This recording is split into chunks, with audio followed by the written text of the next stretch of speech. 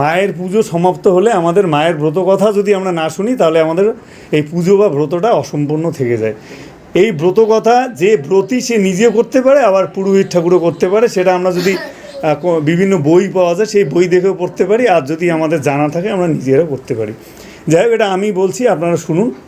বিদর্ভ নগরের কথা। আর সেখানে এক রাজা ছিলেন। সেই রাজার যে রানী, তিনি প্রচণ্ড ভক্তিপরায়ণা, প্রচণ্ড পুজো অর্চনা করেন, ভক্তি করেন। তা যাই হোক, সবার সঙ্গে তিনি মেলামেশা করতেন সেই রানী। তো রানী মেলামেশা করতেন। একদিন কোনো ক্রমে এক চর্মকার বউয়ের সঙ্গে তার সাক্ষাৎ হয় সেই রানীর। তখন তাদের সঙ্গে বেশ বন্ধুত্ব গড়ে ওঠে। বন্ধুত্ব গড়ে ওঠার ফলে একদিন কথায় কথায় গরুর মাংসর কথা ওঠে। তখন বলছে, আমি তো, ওরা যেহেতু চর্মকার, চামড়ার কাজ টাজ করে, ওরা সমস্ত কিছু দেখে। তখন রানী তো কোনো দিন গরুর মাংস দেখেনি। হিন্দু মানুষ গরুর মাংস কী করে দেখবে? ওর মনে জানি না কি একটা ইচ্ছা আসছে, তুমি একদিন একটু গরুর মাংস নিয়ে এসে তো আমি দেখব। তখন তো সে ভয়ে ভয়ে একদিন চুপ করে সবার অলক্ষ্যে গরুর মাংস নিয়ে আসছে বাড়িতে।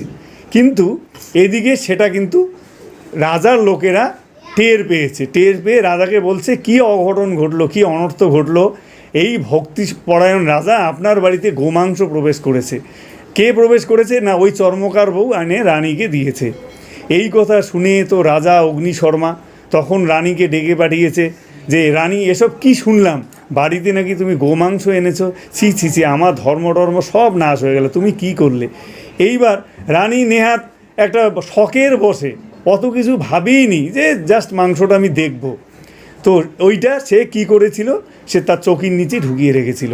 এইবার সঙ্গে সঙ্গে রানী কি করলো, মন প্রাণ দিয়ে সে বিপত্তারিণীর ধ্যান করতে লাগলো। বিপত্তারিণী মাকে ডাকতে লাগলো যে, মা, এই বিপদ থেকে আমাকে উদ্ধার করো, না হলে রাজা আমার বলেছে যে গর্দান নেবে, আমি অনর্থ করে ফেলেছি।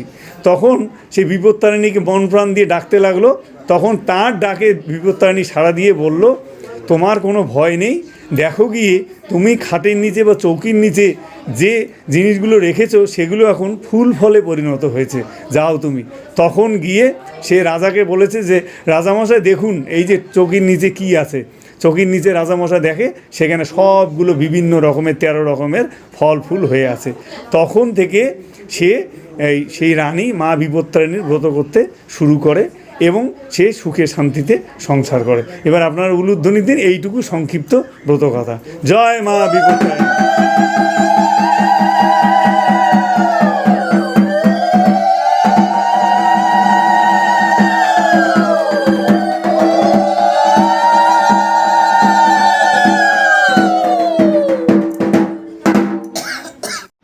দয়া করে এই অধমের চ্যানেলটিকে সাবস্ক্রাইব করবেন, লাইক এবং